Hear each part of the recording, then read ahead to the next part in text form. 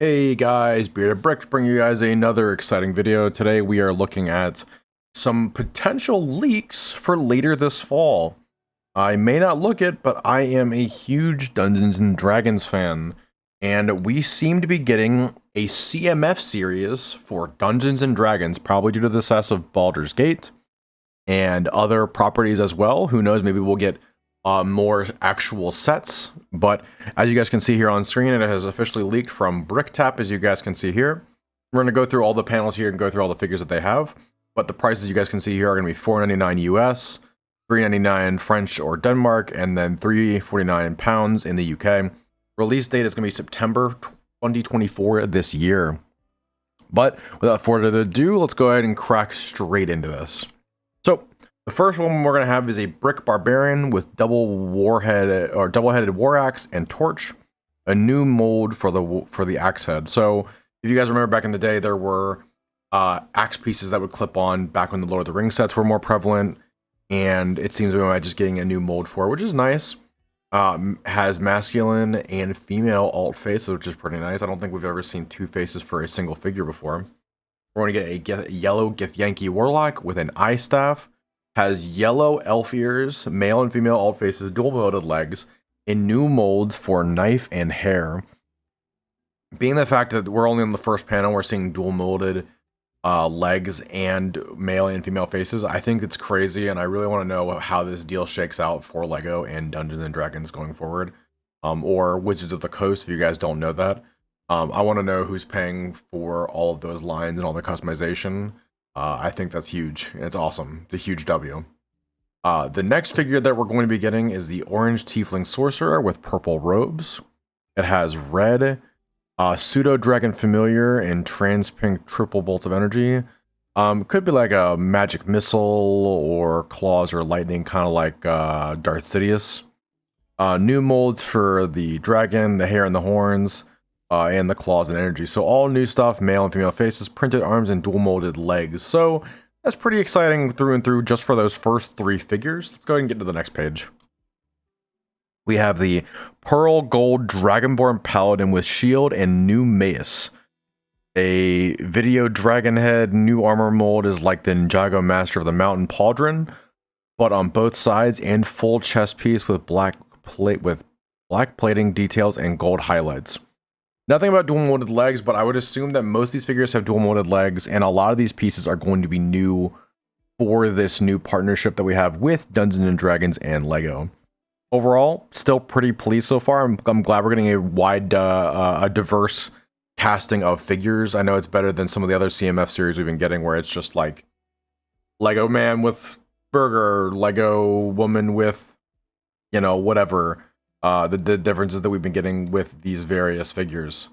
The next figure we have here is a halfling druid with a fancy cape, a bird and a staff, so maybe they're like a cleric or a druid.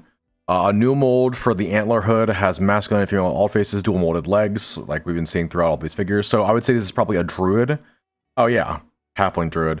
So I wonder, it doesn't say anything here about being that they're halfling. Most halflings in the past have had these shorter, like, kid legs from, like, Star Wars, or, like, that they use to represent, like, younger Lego figures. So I'm wondering if we're going to get dual molded, like, child legs, or if we're going to just get a... we'll have to wait and see. I have questions about that figure. We are going to get a white, I'm not gonna Aarakocra, which is like a if you guys aren't familiar with D&D characters, and Aarakocra is a bird is like a bird character. If you guys ever watched Rick and Morty, it's very similar to Bird Person, Rick's friend from the show. He's going to be a ranger with a bow and a small dog, so it's pretty cool. I'm hoping it's the Lego City dog that's just like, you know, one or two different colors. Fawn legs. New mold for the head and wings. I'm interested to see what the fawn legs are going to look like. I don't think I've ever seen a like deer legs on a character in Lego. So again, I believe a lot of these pieces are going to be newer. And I think we have two more panels here. We are getting a Mind Flayer with Intellect Devourer, new molds for the head and the Devourer. So I wouldn't be surprised if it's like a little jar with a little kit with a little micro build associated with it. Maybe a very similar face structure from like Davy Jones from Pirates of the Caribbean with the tentacles coming down. I'm hoping they stay accurate to Baldur's Gate 3, but we'll obviously have to see when these figures come out. But we're getting a Strahd von Zarovich with sword, goblet, red-eyed rat, cape, and dual-molded legs.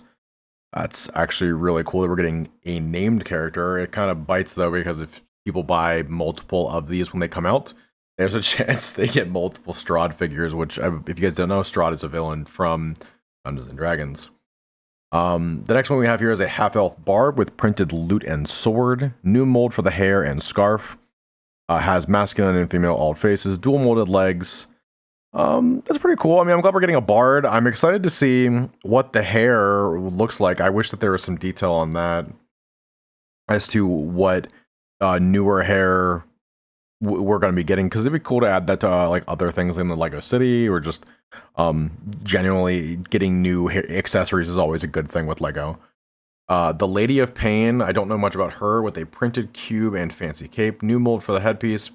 Cube appears to be a 1x1 plate and 1x1 tile printed with the symbol of Arborea, orange robes, sand green headpiece with a gold print. That sounds like a really interesting character. I don't know how the build is going to look with the 1x1 plate and the tile. Probably for the hat. Or maybe like a piece that she's going to be holding, or like a slate. Or a scroll, maybe. It definitely could be interesting. I'm really curious about these two, the Strahd and the Lady of Pain figure. Let's go on to the last slide we have here. So we're getting a Sazas Tam trans red skull accessory, energy blast, dark red colored cape, red robes, and a tan head with tan ribcage visible. It's a very interesting figure description. Tasha the Witch Queen with a book and cauldron, so maybe something similar to like Hocus Pocus. Uses Hocus Pocus, which had literally, if I read the next line, witch hat plus hairpiece, arm printing, and dual mold legs. It's good to be seeing that we're going to be getting those figures in or those pieces from the Hocus Pocus set being reused. Maybe we'll see them for a couple more years. Additional info, no skin visible on any of their bodies except for the Aarakocra's legs and Sazas's ribcage. Well, I mean, I think that's pretty cool that we're getting a lot of customization as far as what the figures can actually do. I'm excited to see what these figures look like. We'll probably get our first appearance on these either in the beginning of summer, maybe around May or April, or we're going to see them closer towards the middle of summer is when we'll start seeing these figures at least leak. But let me know what you guys think down in the comments. Do you guys think that this D&D collab is going to be a good thing for Lego? Do you think it's going to go and beat out Star Wars? I would love to hear what you guys have to think about this down in the comments. As always, I've been Bearded Bricks. Don't forget to like, subscribe, comment below. Let me know what you guys think, and I will see you guys in the next one.